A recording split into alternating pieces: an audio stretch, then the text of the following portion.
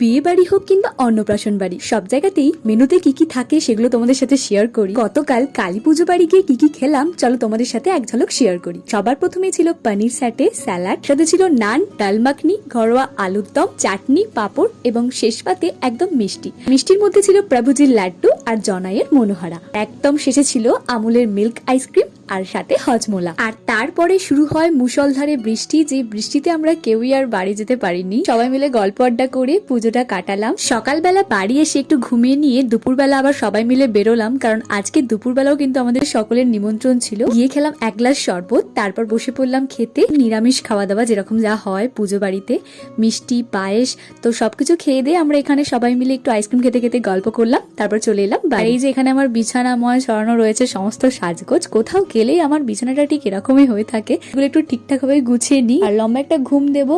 তো আজকের মতো ব্লগটা এতটাই।